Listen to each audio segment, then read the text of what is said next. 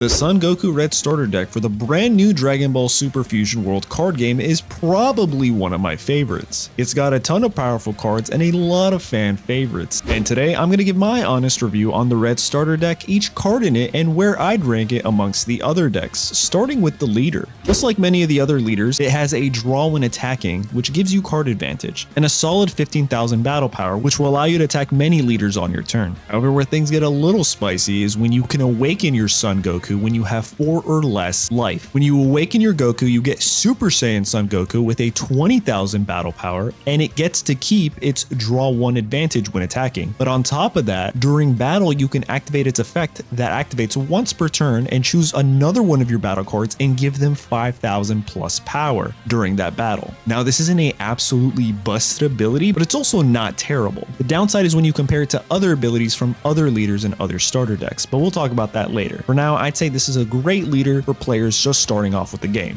Now let's look at the super rare card of the deck and probably one of my personal favorites, the Son Goku Super Saiyan Blue 5-cost card with a 35,000 battle power. But that's not what makes this card so good. It has 2 abilities, Double Strike and On Play. First, let's talk about Double Strike. Double Strike allows you to inflict 2 damage instead of 1 when attacking. Now, you might be seeing where I'm going with this. This synergizes really well with the Son Goku leader, giving this Son Goku battle card an extra 5,000 battle power, getting you up to 40,000 easily. And if you play this card right, by whittling down your opponent's leader's life to at least 2 and baiting him out with another attack and getting them to use up all of their card advantage in their hand with combos, then you could easily secure a victory by sending in this 5-cost Goku and just securing with the Double Strike. But on top of that, it gets an on-play ability, which allows you to choose up to one of your opponent's battle cards and give them minus 20,000 battle power for that turn. Now, you can use this with other cards to pretty much remove cards from the field, which makes this one of the best cards in the deck. But you only get 2 of them, so you have to be strategic about it. Next up is the Son Gohan Adolescent form, and this one is another one of my favorites. Its combo power is only 5,000, so I wouldn't recommend comboing with this card, but instead, I'd recommend really taking advantage of its ability. It's a 25,000 battle power 4-cost battle card with 2 effects. The first is critical, and this is a very important keyword to note, because when a critical card does damage to a leader, they can't actually draw the card from their life pool, and instead that goes straight to their drop. This really helps by not allowing your opponent to get advantage when they lose life. And I could see a lot of red decks in the future really specializing in the critical keyword element. But the other ability that makes this card really nice is when attacking, you get to choose up to one of your opponent's battle cards and they get minus 10,000 power for that turn. Now again, just like previously with the Son Goku Super Saiyan Blue 5-cost card, you can pretty much remove cards from the field. But with this card, you can reduce their attack and then remove them with another battle card on your side to really keep the battlefield advantage while pressing your opponent. And this one is also a super rare card. Now we're going to get into some common cards, and the first one is Whis. It's a 1-cost card with a 10,000 combo. Now this is pretty good. You're going to really want to pay attention to which cards give you 10,000 combo versus cards that only give you 5,000. And then the second question is, are you going to get more advantage from playing for their ability or using those cards for comboing? Because you're not going to be able to do much damage with a 5,000 1-cost Whis card. But let's talk about its ability. On play, you get to choose one of your opponent's battle cards and it gets minus 5,000 power for that turn. Now, this is pretty helpful when your opponent has like a blocker on the field that has 5,000 or less. You can just whop out a Whis and remove them and then attack straight to their leader, specifically against, say, a Broly deck. But most of the time, you're going to want to use it for its combo. Next is Master Roshi, and I love this card. If I have it on my first turn, I will almost always play it because it adds to your card advantage, allowing you to draw 1 card. It's as simple as that. It also has a 5,000 combo. It's a 1-cost card, but it's not going to be doing much damage. Even with the leader ability of adding 5,000 battle power, you're just not going to get too much out of this other than for its ability. Next up is my man Krillin, and he's got a permanent ability where on your turn you get 5,000. He's a 2-cost card with already 15,000 battle power, and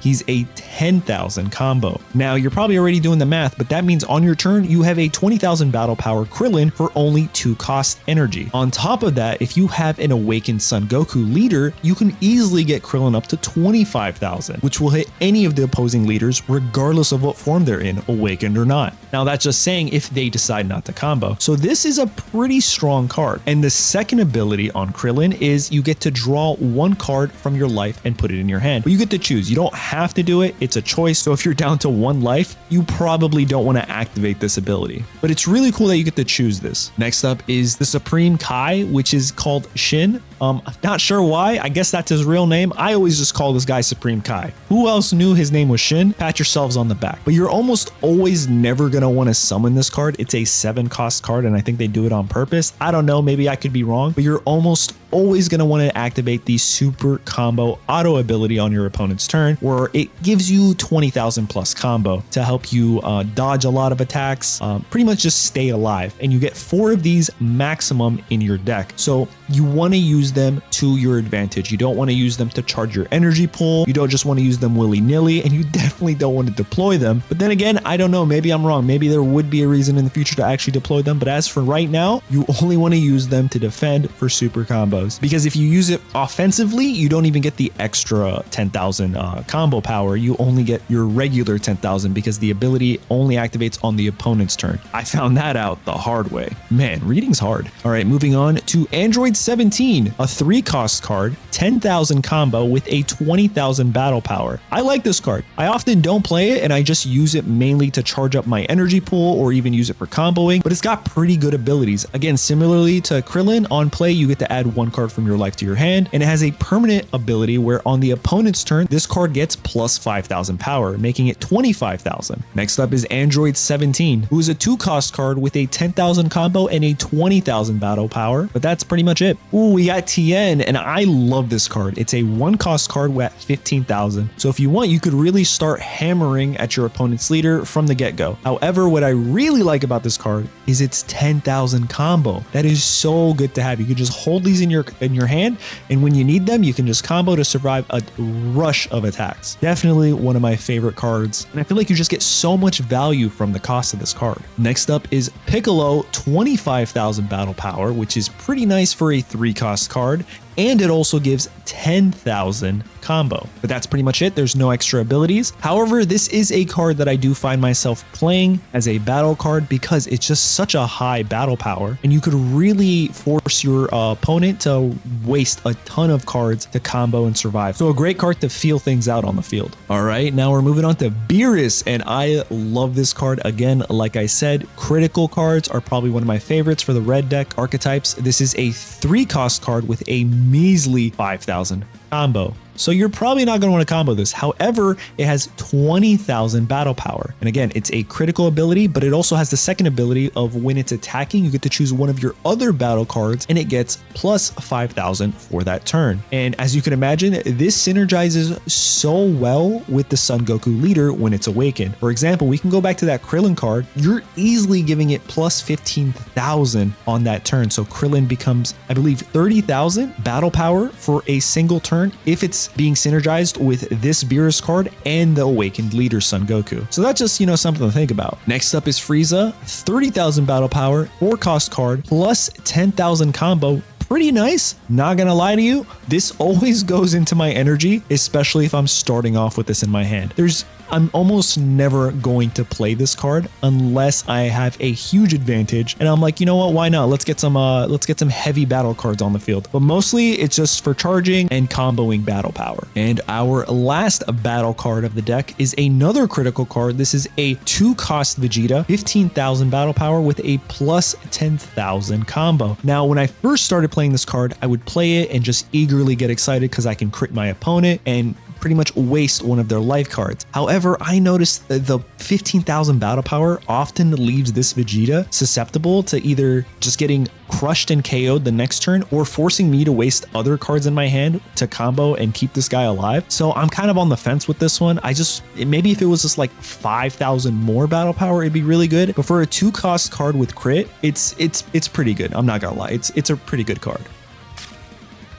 And now for the last 2 extra cards in the deck, you have the Kamehameha, and this one gets to activate during battle and on any turn, right? Just like the Son Goku leader, but you need to have at least 1 unused energy. Very important to make note of that. So even if it's your opponent's turn, as long as you have 1 unused energy, you can activate this card on their turn. However, if you have none, it's just chilling in your hand. You can't do anything about it. But you get to choose either your leader or up to 1 of your battle cards, and it gets plus 15,000 power for that battle. Then you also get to choose 1 of your opponent's battle cards, and they get a minus 5,000 for that turn. So again, you could use this, synergize it on your turn, that minus 5,000 to really just knock out and remove a card on the opposing side, or you can use it as a defensive card. I like this card, but just remember it does require a 1 cost energy. And now for the last card, it's the God Kamehameha, and boy did I mess up using this card so many times. Reading is so important. First of all, it has a permanent effect, meaning if you have no battle cards on your field, then it only costs 1. But if you do have a battle card or 2, then it's going to cost 2. Now, the second thing, the most important thing, the thing that I kept messing up on, is you choose up to 1 of your opponent's battle cards with 30,000 power or less, and then you get to knock it out. I thought it was like a minus effect. So regardless of who you choose, so if I chose a, double strike Vegeta or the Golden Frieza, it would minus 30,000, leaving them with only 5,000, and then I could like synergize another card. That's not the case. I would end up using this card and absolutely wasting it. So sequencing is important. You definitely want to bring those cards or any card that's over 30,000 to the 30,000 threshold or even under, and then activate this card. But if you do that, this card is super valuable.